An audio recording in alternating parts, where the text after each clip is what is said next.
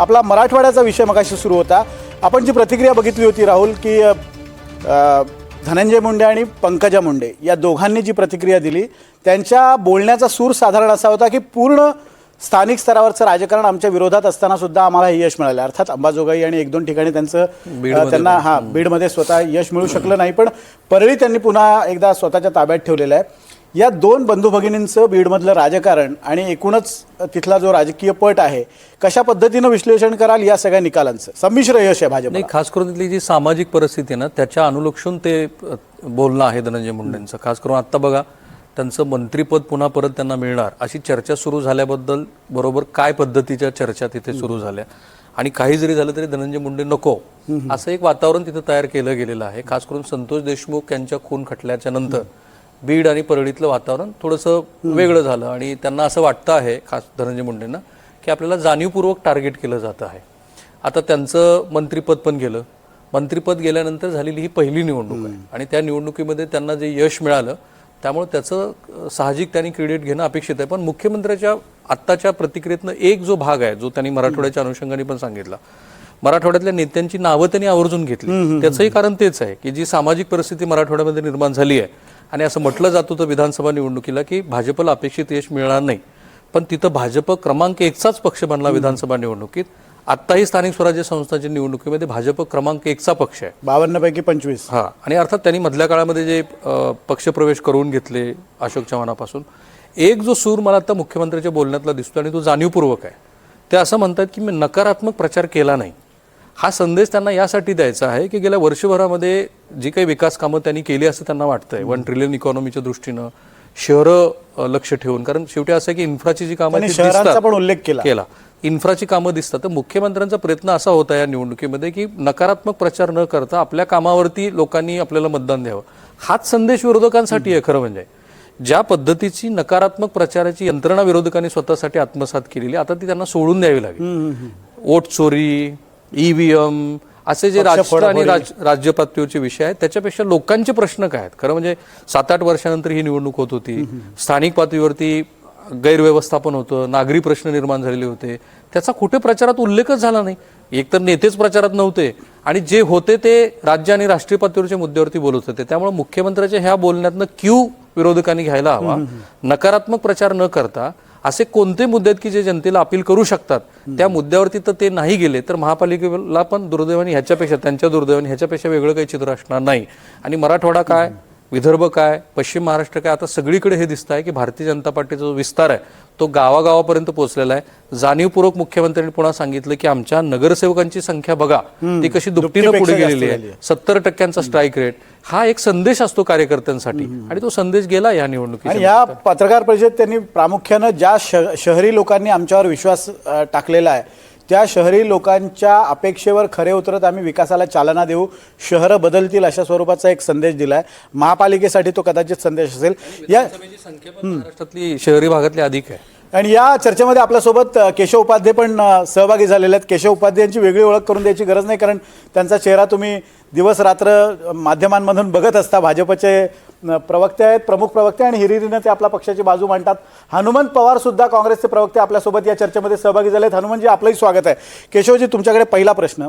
एक तर भाजपनं हे यश मिळवलेलं आहे, त्याबद्दल मुख्यमंत्र्यांनी भाष्य केलेलंच आहे, पण या यशामागे मुख्यमंत्र्यांनी जसं सांगितलं की कार्यकर्त्यांची फौज कामाला आली होती आणि कार्यकर्ते अगदी हिरिरीनं प्रचारात उतरत होते. पण दुसरीकडे सुधीर मुनगंटीवार, मगाशी आमची चर्चाही झाली, असाही सूर निघतोय, म्हणजे कुठेतरी जुने नाराज आहेत, नवीन येत आहेत, त्यामुळे ते असं आहे. 2 गोष्टी आहेत, पहिल्यांदा लक्षात घेतलं पाहिजे. सुधीर भाऊ आमचे ज्येष्ठ नेते, त्यामुळे स्वाभाविकपणे ते जे मांडतील, मला वाटतं देवेंद्रजी त्यांच्याशी चर्चा करतील, आणि नेमकं त्या स्पेसिफिक त्या चंद्रपूरबाबत काय घडलं ह्याचं चर्चा ते करतील, ठरवतील. मुळात लक्षात घेतलं पाहिजे की राजकीय पक्ष म्हणला की तो राजकीय पक्षाचं हे सगळ्यात कामच आहे की तो विस्तारत राहायला पाहिजे. नंतर आमच्या डाव्या कम्युनिस्ट पक्ष होऊन बसला असता की कम्युनिस्ट पक्षामध्ये काही पुढे झालंच नाही, केडर बेस पार्टी असू नये. भारतीय जनता पार्टीचं 100% भाजपा, आणि हो, मी जाणीवपूर्वक शब्द वापरतोय, लगेच त्यावर चर्चा, कारण तुमचं 100%ची कल्पना आणि भारतीय जनता पार्टी 100%ची कल्पना या वेगळ्याच आहेत, या वेगळ्या. मी सांगतोय म्हणून मी सांगतोय की 100% वेगळ्या. भारतीय जनता पार्टीची 100%चं जे धोरण आहे ते कायम आहे, कालही होतं, आज आहे, उद्या असेल. आमच्या दृष्टीने 100% म्हणजे काय, तर समाजाचा प्रत्येक घटक 100% आमच्याशी जोडला गेला पाहिजे, आणि ती हीच अविरत चालू राहण्याची प्रक्रिया आहे. आणि त्यातून आम्ही 2 पासून आज भव्य यश दिसते. आणि कधी काळी एकूण सगळी भाजपला जो एक भटा बामणांचा पक्ष म्हणला जायचा, आज शब्दशः चांद्यापासून बांद्यापर्यंत असं जर खरं जर वर्णन करायचं असेल तर तो एकमेव या राज्यातला एकमेव पक्ष तो म्हणजे भारतीय जनता पार्टी. ज्या गतीचे नगरसेवक निवडून आले, ज्या पद्धतीने नगराध्यक्ष निवडून आलेत, ही सगळी संख्या हे भारतीय जनता पार्टीच्या कार्यकर्त्यांचंच यश हे आपल्याला नाकारून चालणार नाही. सगळ्यात पहिल्यांदा तुम्ही जो की नवं जुनं काय, शेवटी असं आहे की प्रत्येक राजकीय पक्षाला नवं जुनं म्हणजे नवीन कार्यकर्ते येतच असतात, त्यात काही नाही. म्हणजे का काँग्रेसमध्ये काही प्रवेश होतच नाहीत का, विस्ताराची ती प्रक्रिया आहे. नवं जुन्यांचं जे एकत्रितपणे पुढे घेऊन जाण्याचं स्किल ज्या पक्षाला जमतं तो पक्ष यशस्वी होतो. असं आहे की दुधामध्ये, आता अगदी हे उदाहरण योग्य नाहीये, पण थोडंफार दुधामध्ये कधीतरी पाणी घातलं जातं, पण अख्ख्या पाण्यातच एक चमचाभर दूध घातलं तर मग ते दूध राहतच नाही ना. म्हणजे हे उदाहरण फक्त मी उदाहरणासाठी संदर्भात दिलं, हे उदाहरण घेऊ नका, मी समर्थन करत नाही या गोष्टीचं. त्यामुळे थोडेफार बाहेरनं पक्षात येतात, त्या लोकांना सोबत घेऊन पक्षाचं धोरणात कुठेही बदल न घडता जर पक्ष पुढे जात असेल तर मला असं वाटतं की असा विस्तार हा नेहमीच होत राहणार, पक्ष विस्तारत राहणार, पक्ष मोठा होत राहणार. नव जुना तुम्ही किती म्हणजे तुमची जुन्याची व्याख्या काय, म्हणजे साधारणतः नवीन म्हटलं जातं की तो आपण सगळे पत्रकारिता जात, सगळे चॅनल बदलतो, दुसरीकडे जातो, तिथे गेल्यानंतर 6 महिने वर्षभरानंतर एक ते प्रोबेशन पिरियड असतो, मग आपण त्या चॅनलचा चेहरा बनतो. आज भारतीय जनता पार्टीमध्ये 5-5 वर्ष, 10-10, 7-7 वर्ष, 8-8 वर्ष झालेले कार्यकर्ते आहेत, जे कधी काळी 5 वर्ष म्हणजे आता होऊन पक्षातून गेलेत, त्यांना तुम्ही नवंच म्हणणार का?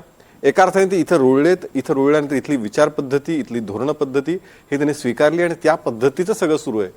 त्यामुळे ती कार्यकर्ते नवीन अजून ते बाहेरचे केला की आतापर्यंत भाजपचा भटा बामणांचा पक्ष असा उल्लेख होत होता, पण भाजपचा साधन सुचिता मांडणारा पक्ष अशी एक ओळख होती. आता मेहबूब शेख आणि हनुमंत पवार यांचा आरोप असा आहे की आता काय 2 नंबर धंदेवाले नको, काही अपराधी नको किंवा बलात्कारी नको, सगळ्या नेत्यांना भाजप. असं माझं म्हणणं असं आहे की जोपर्यंत ते तिथं होते तोपर्यंत आनंदी होतं का? तिथे होते तेव्हा तुम्ही त्यांच्यावर टीका करत नाही, मी तुम्हाला तेच सांगतोय की म्हणजे अगदी स्पेसिफिक सांगतो, ज्यावेळी नाशिकमध्ये होते, उभाठामध्ये होते, अगदी लगेच उदाहरण घेऊन येणार असते म्हणून सांगतोय.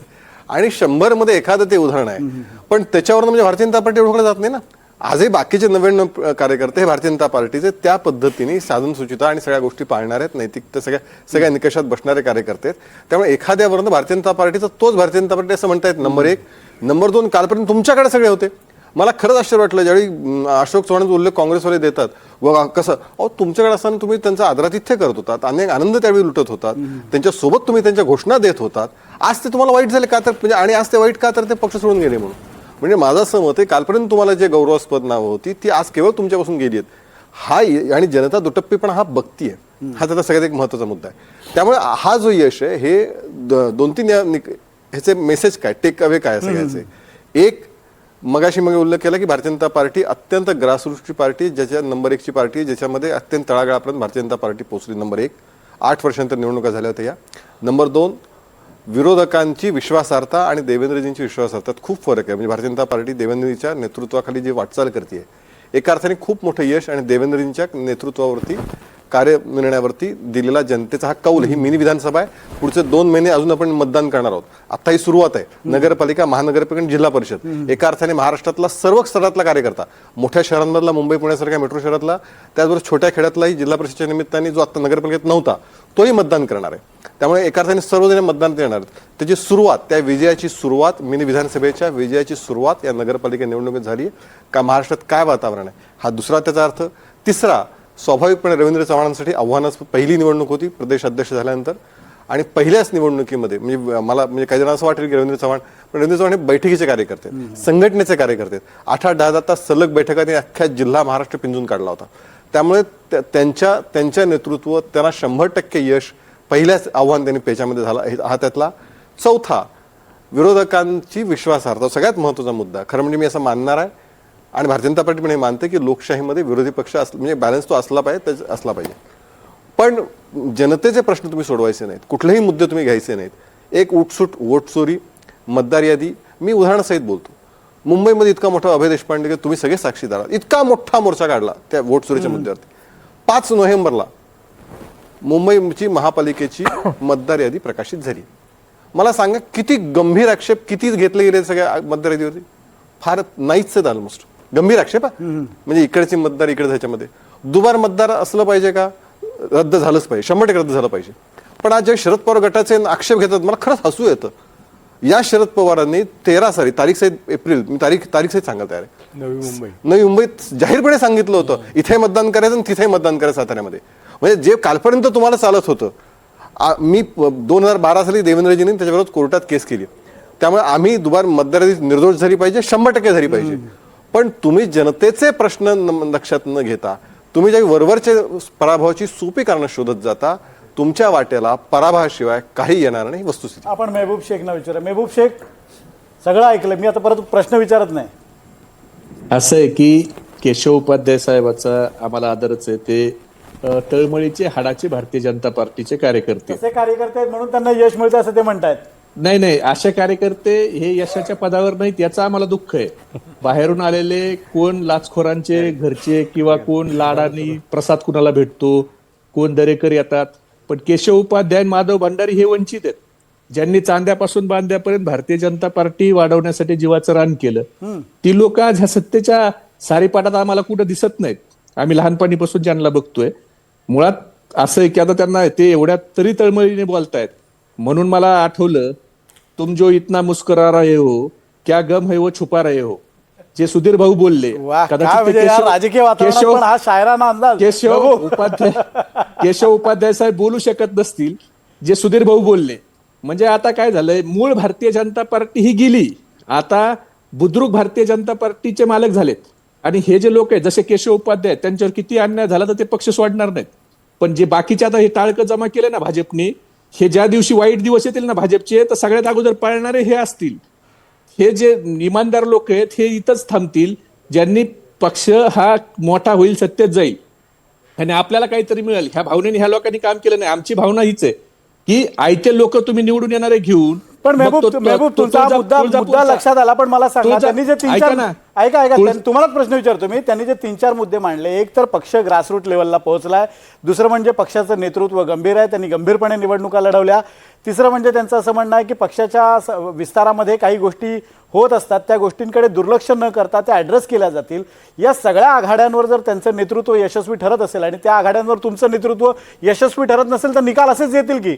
असं आहे की मी तुम्हाला सांगतो, 2024च लोकसभेचं इलेक्शन घ्या, सगळ्या गोष्टी ह्यांच्याकडे होत्या, आमदार होते, नगरपालिका होत्या, सगळं होतं. लोकसभेला निकाल काय आले? आता हे प्रचंड पैशाचा वापर करतायत निवडून येणारे. मग तो तुळजापूरचा ड्रग्स विकणारा जामीन झाल्यावर ह्यांचा नगराध्यक्षपदाचा उमेदवार होतो. हे भाषणात दमदाट्या करतात की मी तिजोरीच्या चाव्या माझ्याकडे. पण तो निवडून पण आला ना. तुम्ही ऐका ना सर, ऐका, मला पूर्ण तर करू द्या. राज्याचे उपमुख्यमंत्री एक म्हणतात तिजोरीच्या चाव्या माझ्याकडे, तुम्ही माझा माणूस निवडून द्या तर निधी भेटल. बाकीचे ह्यांचे लोक म्हणतात तिजोरीचा मालक आमचा आहे, आम्हाला द्या. एकनाथ शिंदे साहेब जाऊन प्रचारातून फोन लावतायत, उदय सामंत इथं MIDC करायची आहे, इकडं MIDC द्यायची आहे. म्हणजे लोक प्रलोभत दाखवायची आणि प्रचंड पैशाचा वापर करायचा. जे लोक स्थानिकला ताकदीचे आहेत, मग ते ड्रग्स विकणारा असो किंवा दारू विकणारा असो, वेश्या व्यवसाय करणारा असो, याला आपल्या पक्षात घ्यायचं, त्याला उमेदवाऱ्या द्यायच्या आणि ते लोकांचं बाळ आपल्या कडेवर घ्यायचं, त्याला नाव आपला स्टॅम्प मारायचा. हा धंदा करण्यापेक्षा भारतीय जनता पार्टीचा एवढा विस्तार झाला, एवढा त्यांचा विचार पक्का आहे, तर ज्या लोकांनी आयुष्य घातलं भारतीय जनता पार्टी वाढवायला, त्या लोकांना भारतीय जनता पार्टीनं उभा करून निवडून आणून दाखवावं. आपण तो मुद्दा त्यांच्यावर सोडूया. मेहबूब, हनुमान पवार पण आपल्यासोबत आहे. हनुमानजी, हा सगळा मुद्दा तुम्ही केशव उपाध्यायांचा ऐकलेला आहे, मुख्यमंत्र्यांची पत्रकार परिषद ऐकलेली आहे. खरं तर यावेळेला काँग्रेसला बऱ्यापैकी यश मिळालं असं म्हणता येईल आणि स्वबळावर लढल्याचा हा परिणाम असल्याचं आतापर्यंत विश्लेषण तुमच्या प्रवक्त्यांनी NDTV मराठीवर केलंय. तुमचं आजच्या या सगळ्या निकालाकडे आणि केशव उपाध्यायांनी जे मुद्दे मांडलेत, मुख्यमंत्र्यांनी जे मुद्दे मांडलेत, त्यावर काय म्हणणं आहे? 7.5-8 वर्ष राज्यामध्ये भारतीय जनता पक्ष सत्तेवर आहे. कधी मुख्यमंत्रीपद त्यांच्याकडे होतं, कधी त्यांच्या मित्रांकडे होतं आणि 11 वर्षाची केंद्रीय सत्ता. तर सर्व प्रकारची सत्ता हातामध्ये असलेला भारतीय जनता पक्ष कुठल्याही विधिनिषेध न मानता निवडणुका लढण्यासाठी ह्या निवडणुकीमध्ये उतरला होता. मुख्यमंत्री महोदय फडणवीस साहेब बोलताना मी ऐकत होतो, मी काहीही निगेटिव्ह बोललो नाही. हे त्यांनी 3-3 वेळा प्रकर्षानं सांगण्याचा प्रयत्न केला. त्यांच्या PR एजन्सीनं त्यांना तो दिलेला सल्ला असावा. पण महाराष्ट्राच्या तिजोरीच्या चाव्या माझ्याकडे आहेत आणि माझ्या पक्षाला तुम्ही निवडून दिलं तर मी निधी देतो, हे सांगणं याच्या इतकी निगेटिव्हिटी दुसरी कुठलीही असू शकत नाही. हे असंवैधानिक होतं, हे अनैतिक होतं, हे नकारात्मक होतं. त्याचबरोबर महाराष्ट्रामध्ये निवडणुका घोषित झाल्यानंतर ते मतदानाच्या प्रक्रियेपर्यंत जे काही राडे झालेले होते निवडणूक आयोगाला हाताशी धरून, त्याच्यावर ना देवेंद्रजी बोलले ना त्याच्यावर केशव उपाध्ये सरांकडे काही उत्तर आहे. भंडाऱ्यामध्ये मतदान प्रक्रियेमध्ये झालेलं बोगस मतदान आम्ही पकडून समोर उभा केलं. बुलढाण्यामध्ये बोगस मतदान पकडून पोलिसांच्या हातात आम्ही दिले. आता चिठ्ठ्या भारतीय जनता पक्षाची चिठ्ठी आणि त्याच्यामध्ये पैसे गुंडाळले, हे सगळे व्हिडिओ आम्ही तुमच्याच चॅनलवर बघितलेले होते. किंवा धर्माबादमध्ये मतदाराला एका खोलीत कोंडून ठेवलेलं होतं भाजपाच्या आमदारांनी, हे पण तुमच्या चॅनलनंच आम्हाला दाखवलं. निवडणूक आयोगाला भावपूर्ण श्रद्धांजली व्हावी अशी परिस्थिती या निवडणुकीच्या निमित्ताने महाराष्ट्रानं पाहिली. देवेंद्रजी असतील, अजितदादा असतील, एकनाथ शिंदे साहेब असतील, यांनी जितका निगेटिव्ह प्रचार करता येईल, जितकं सत्तेची दहशत माजवता येईल, जितकी भीती दाखवता येईल, जितका पोलिसांचा गैरवापर करता येईल, तितका करण्याचा पुरेपूर प्रयत्न केलेला आहे. एक फुटेज तुमच्या चॅनलवर असं दाखवण्यात आलं होतं की एकनाथ शिंदे साहेब हेलिकॉप्टर मधून उतरतायत आणि मागून 2 मोठ्या बॅगा 2 माणसं घेऊन पळत सुटतायत. त्या बॅगामध्ये काय होतं? कपडे होते, टॉवेल होतं, काय होतं त्या विचारूया आपण त्यांच्या नेते आता आलेले आहेत आपल्या चर्चेमध्ये.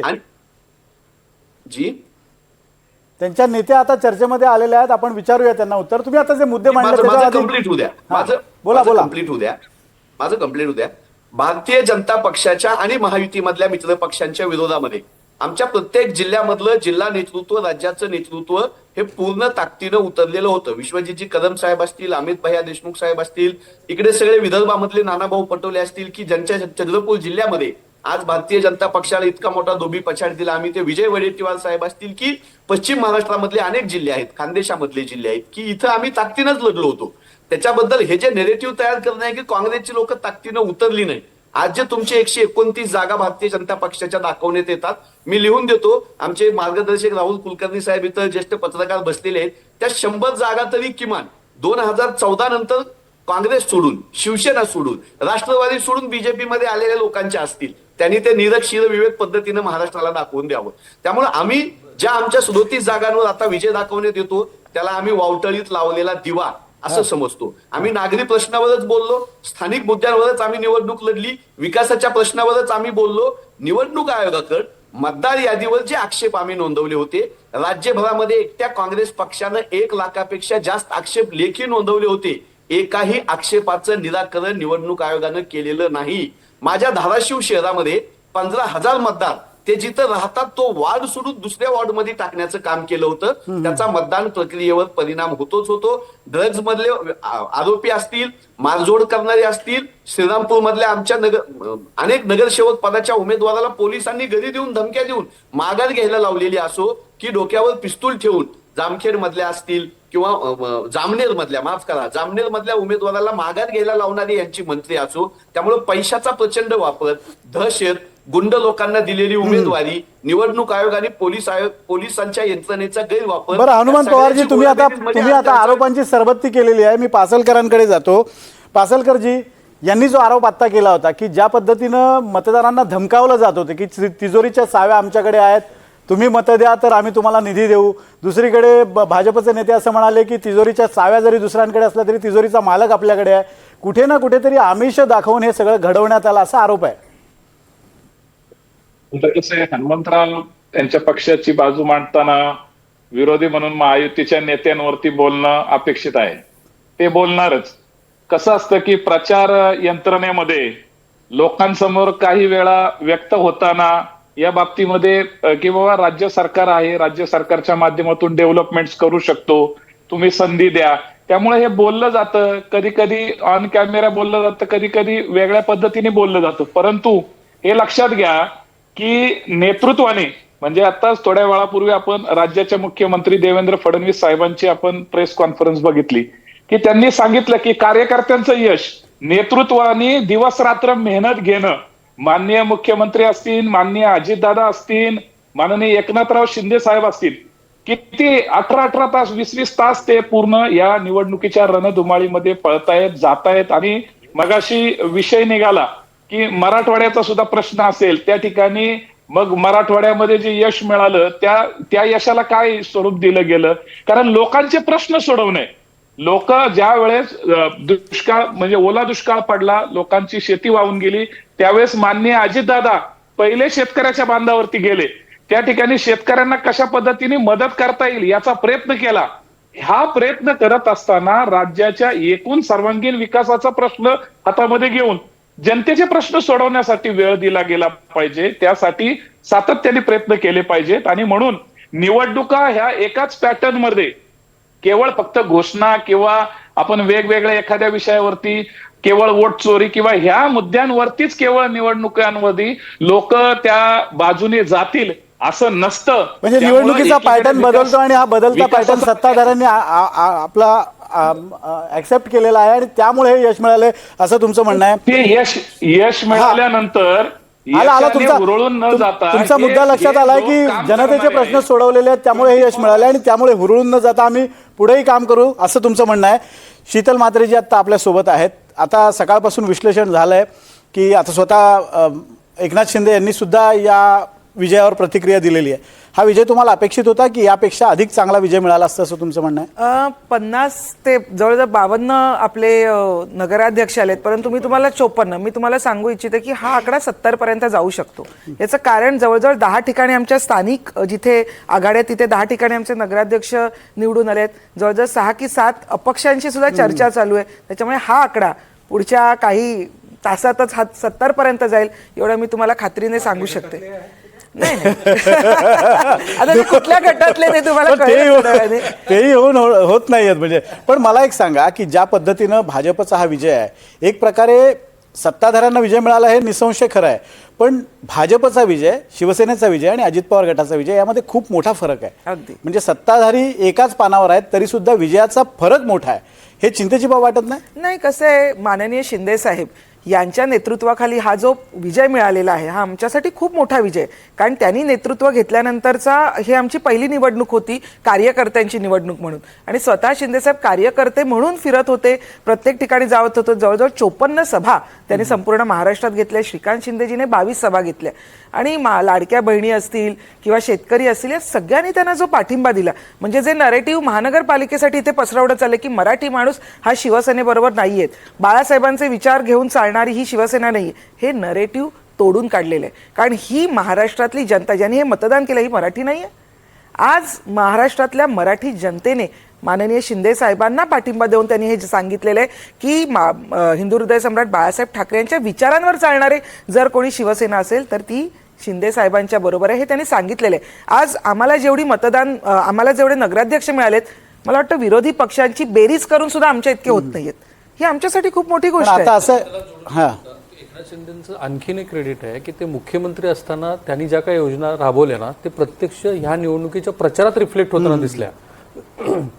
म्हणजे त्यांच्या सभांना महिलांची संख्या खूप मोठ्या प्रमाणामध्ये होती आणि तो उत्स्फूर्तपणा दिसत होता. सभेचा जिवंतपणा कुठे असतो, जेव्हा नेता बोलतो त्यावेळेला तिथून येणारा प्रतिसाद तो एक सिग्निफिकंट गोष्ट अशी आहे त्यांची की त्यांनी मुख्यमंत्री म्हणून केलेलं जे काम आहे ना ते अजूनही रिफ्लेक्टिव्ह होतं. आणि दुसरं असं आहे की एकनाथ शिंदेच्या ह्या यशाचं आणखीन एक गणिती आहे, ते म्हणजे त्यांचा जो उदारपणा आहे ना तो ह्याही निवडणुकीमध्ये होता. हवा करून टाका नाही, हवा नाही, निवडणुका जिंकण्यासाठीचं जे तंत्र आहे ते तंत्र त्यांना बरोबर कळलेलं आहे. फोनवर no reason on the spot decision, reason नाही तिथल्या तिथे डिसिजन. तो फोनचा तो अगदी, किस्सा अगदी. खूपच गाजला. MIDC 4 MIDC दिल्यात ना, त्याचा फॉलोअप घेत. एक काळजी करा साहेब, काळजी करू नका. साहेबांनी एकदा सांगितलं की आम्ही हे करणार तर ते करणार, ते त्याचा पाठपुरावा करतात आणि त्यांच्या ते लक्षात असतात. त्याच्यामुळे एक विकासाचा अजेंडा घेऊन आम्ही लोकांसमोर घेतले. कुणाला शिवीगाळ करणं, कुणावर टीका करणं हे कमीत कमी करून आम्ही जे केलंय आणि आम्ही जे करणार आहोत हे आम्ही लोकांना सांगितलं आणि लोकांनाही त्याच्यावर विश्वास ठेवला. कारण लोकांनी बघितलं होतं की जेव्हा मुख्यमंत्री होते साहेब तेव्हा त्यांनी कशा पद्धतीने काम केलं, कशा पद्धतीने लोकांच्या समोर गेले आणि कार्यकर्त्यांच्या निवडणुकीत कार्यकर्ता म्हणून त्यांनी काम केलं. एक लक्षात घ्या, आता यांच्याकडे विरोधी पक्षाकडे नेते उरलेले नाहीयेत, कार्यकर्ते उरलेले नाहीत आणि आजचा दिवस बघता प्रवक्तेही उरलेले नाहीयेत असं मला आता खेदाने सांगावंसं वाटतंय. म्हणजे कसं आहे, नेत्यांच्या इलेक्शनला कार्यकर्त्यांनी बिचारांनी झेंडे घेऊन फिरायचे आणि कार्यकर्त्यांच्या इलेक्शनला नेत्यांनी बाहेर पडायचं नाही. याचं उत्तर आज महाराष्ट्रातल्या जनतेने त्यांना दिलेलं आहे की आम्हाला तुमची गरज नाही, तुम्ही घरात आहात तर घरातच बसा, काम करणारे कोण आहेत हे त्यांनी दाखवून दिलेलं आणि त्यांच्या मागे उभे राहिलेत. या निवडणुकांच्या निकालाच्या अनुषंगानं महापालिकेची गणितं कशी आखता येतील या संदर्भात आपल्याला चर्चा करायची आहे. पण एक छोटासा ब्रेक घेतो, लगेच परत येतोय. बघत रहा NDTV मराठी.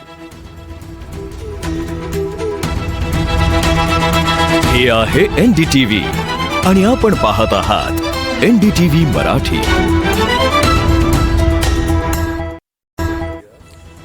कोण होणार नगराध्यक्ष? सकाळपासून आपण महाराष्ट्रातल्या नगरपालिकांचे निकाल बघतोय. 288 पैकी 129 जागांवर भाजपनं जोरदार मुसंडी मारलेली आहे. त्याचबरोबर 54 जागी शिवसेनेचे नगराध्यक्ष निवडून आलेले आहेत. अजित पवार हे 39 जागी पुढे आहेत आणि याचबरोबर 10 जागी ठाकरे गट, काँग्रेसला 35 जागा आणि शरद पवारांच्या राष्ट्रवादीला 9 जागा मिळताना दिसत आहेत. याशिवाय इतर 24 जागा जिंकताना दिसत आहेत. त्यामुळे या सगळ्या निकालाचं विश्लेषण करताना भाजपचा हा मोठा विजय आहे मानलंच जात आहे.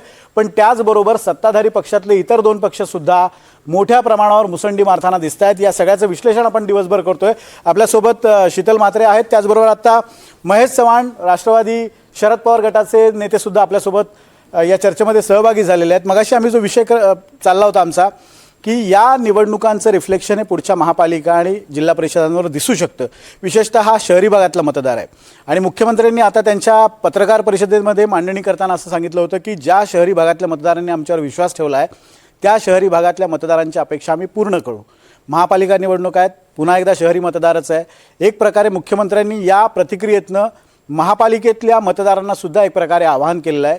आव्हान मोठं होत चाललेलं आहे आणि जसजशा निवडणुकांचे रिझल्ट पुढे येतात आणि सत्ताधाऱ्यांचं विजयाचं स्वरूप पाहता कितपत मोठं आव्हान तुम्हाला महापालिकेत वाटतंय? नाही, आव्हान नक्कीच मोठं आहे. मुख्यमंत्र्यांना असं वाटणंही साहजिक आहे की आता नगरपंचायतीने नगर परिषदा जिंकल्या आहेत तर त्या महानगरपालिकासुद्धा जिंकतील. पण मला असं वाटतं की नगरपंचायत आणि नगर परिषद या छोट्या शहरं आणि मध्यम आकाराची शहरं याच्याकरता असतात आणि मुंबई महानगरपालिका एक अवाढव्य मोठं शहर आहे. जर MMRDAचं तुम्ही मुंबई महानगरपालिका आणि आजूबाजूचे जर ठाणे वगैरे बाकीच्या बघितल्या तर जवळजवळ 2-2.5 कोटी लोकसंख्या आहे. अशा बाबतीमध्ये तिकडचे स्थानिक प्रॉब्लेम्स नगरपंचायत आणि नगर परिषद आणि मुंबई शहरामधले स्थानिक प्रॉब्लेम्स वेगवेगळे असणार आहेत. तर त्यामुळे ते एकाच तराजूत मापता येणार नाहीत. दुसरी गोष्ट, हे जे तिकडच्या सध्या छोट्या शहरांमधले मध्यम आकाराच्या शहरांमधले प्रॉब्लेम्स आहेत ते महानगरपालिकेसारख्या मुंबई आणि पुण्यासारख्या शहरांशी निगडीत आहेत. त्याचं कारण मी तुम्हाला असं सांगतो की जी छोटी शहरं आहेत त्या छोट्या शहरांमध्ये उच्च शिक्षणाच्या सुविधा नाही आहेत, तिथे नोकरी रोजगाराच्या सुविधा नाही आहेत, तिथे राहणाऱ्या लोकांना एका विशिष्ट म्हणजे ग्रॅज्युएशन नंतर उच्च शिक्षणासाठी मुंबई पुण्यासारख्या शहरांमध्ये जावंच लागतं. स्थानिक स्तरावर रोजगाराच्या संधी नाही आहेत ना. मग तेच सांगायचा प्रयत्न करतोय. रोजगाराच्या पण संधी नाही, त्यामुळे नोकरीसाठी सुद्धा त्यांना मुंबई पुणे किंवा मग त्याच्यानंतर हैदराबाद, बेंगलोर, दिल्ली, गुडगाव वगैरे अशा ठिकाणी जावं लागतं. तर महाराष्ट्रामध्ये आत्ता या छोट्या शहरांमध्ये ह्या सुविधा पुरवणं म्हणजे इतर ज्या नागरी सुविधा पुरवाव्या लागतात एखाद्या नगर परिषदेला आणि नगरपंचायतीला त्याच्या व्यतिरिक्त या सोयी पुरवण्याची नितांत गरज आहे. आणि तो सगळे लोंढे, ग्रामीण भागातले लोंढे मुंबईसारख्या आणि पुण्यासारख्या शहरात येत आहेत. त्यामुळे इथल्या सुविधांवर ताण पडतोय, इथल्या प्रशासनावर ताण पडतोय. त्यामुळे इथल्या लोकांचे प्रॉब्लेम्स वेगळे आहेत, ते वेगळ्या पद्धतीने बघावे लागतील, हँडल करावे लागतील आणि त्याप्रमाणे जनता मतदान करेल असं मला वाटतं. आणि त्या अनुषंगाने तुमची रणनीती असेल असं तुमचं म्हणणं आहे. शीतल म्हात्रेजी, मला तुम्हाला प्रश्न हा विचारायचा, म्हणजे हे निकाल, या निकालांमध्ये उमटलेलं प्रतिबिंब आणि येणाऱ्या महापालिका निवडणुका, तुम्ही जसं म्हटलात की हा पक्ष म्हणजे बाळासाहेब ठाकरेंचे विचार सोडलेला पक्ष आहे वगैरे, तुमच्यावर टीका झाली तरीसुद्धा मतदारांनी दाखवून दिले की हाच पक्ष मूळ शिवसेना आहे. या अगोदर कायदेशीरदृष्ट्या तो पक्ष तुम्हाला मिळालेला आहे. पण या निकालांच्या नंतर महापालिका निवडणुका, जिथे सर्वात मोठं आव्हान आहे कारण ठाकरे बंधू एकत्र येत आहेत, जिल्हा परिषदा निवडणुका आहेत, या निवडणुकांसाठी अशाच पद्धतीनं रणनीती असणार आहे की काही वेगळी रणनीती तुम्ही आखली आहे? आज तुम्ही बघाल तर ठाकरे बंधू एकत्र येतात ह्याचं काही आम्हाला फारसं टेन्शन नाही आहे. कारण आता एका ठाकरे बंधूने तर भोपाळा सुद्धा फोडलेला नाही आहे. त्यांनी किती माणसं किती ठिकाणी लढले होते हेही काही फार कल्पना नाही आहे. आणि सिंगल डिजिट सध्या तरी उबाठाचा सिंगल डिजिट आहे. त्याच्यामुळे त्यांच्याकडे आज त्यांचे कोणी नेते बाहेर पडले नाहीत. स्वतः उद्धवजी किती वेळेला बाहेर पडले हा एक संशोधनाचा विषय ना. आदित्य ठाकरे बाहेर पडले म्हणजे मनाने ऑलरेडी ती लोक हरले होते. सांगण्यासारखं काही नव्हतं, कारण फक्त एकनाथ शिंदे साहेब, अमित शहाजी, त्याचप्रमाणे नरेंद्र मोदीजी, फडणवीसजी यांना शिव्याशाप देणं, त्यांच्याबद्दल वाईट साईड बोलणं, ह्याच्या पलीकडे त्यांच्या भाषणात काही नव्हतं. त्याच्यामुळे लोकांना हे आवडलेलं नाही, हे लोकांनी दाखवून दिलंय. त्यांना काम करणारी लोकं पाहिजेत. कशा पद्धतीने तुम्ही काम करणार आहात, कशा पद्धतीने तुम्ही विकास करणार आहात हे लोकांना पाहिजे. लोक आता हे भावनिक राजकारणाला कंटाळलेली आहेत, हे लोकांनी परत एकदा दाखवून दिलं. त्याच्यामुळे त्यांनी जे आता मराठी माणसाचं परत कार्ड काढलंय, मुंबई महाराष्ट्रापासून वेगळी जाणार आहे, हे महानगरपालिकेसाठी जे कार्ड खेळतात, कारण प्रत्येक वेळेला महानगरपालिका, मुंबई महानगरपालिकेची निवडणूक आल्यानंतर त्यांचा हाच अजेंडा असतो की मुंबई महाराष्ट्रापासून तोडली जाते. परंतु आणि मराठी माणूस हा त्यांचा दुसरा विषय असतो. पण मराठी माणूस आज त्यांच्याबरोबर नाही हे त्यांनी आज दाखवून दिलेलं आहे. मराठी माणसांनी आज ज्या पद्धतीने मतदान झालेलं आहे, आज ज्या पद्धतीने शिंदे साहेबांवर विश्वास ठेवलेला आहे, मला वाटतं हे आत्तापर्यंत मिळालेलं आम्हाला खूप मोठं यश आहे. कारण आज नंबर 2चा पक्ष हा महाराष्ट्रात शिंदे आमचा शिवसेनेचा पक्ष ठरलेला आहे. कानाकोपऱ्यात जिथे शिवसैनिक पोचला नव्हता तिथे शिंदे साहेबांनी शिवसेना पोचवली. आज खूप मोठ्या प्रमाणात आमच्याकडे नगरसेवक आम्ही उभे केले. त्याचप्रमाणे आम्ही खूप मोठ्या प्रमाणात मला वाटतं या नगराध्यक्षासाठी आम्ही माणसं उतरवली आणि स्वतः शिंदेसाहेब भिंगरी लावून फिरत होते. विधानसभा निवडणुकांमधले निकाल आणि आत्ताचे निकाल, इजा विजा आणि तिजा आता मुंबई महापालिका आहे. पुन्हा एक छोटासा ब्रेक घेणार आहे. चर्चा अशीच सुरू राहणार आहे. एक छोटासा ब्रेक बघत रहा NDTV मराठी.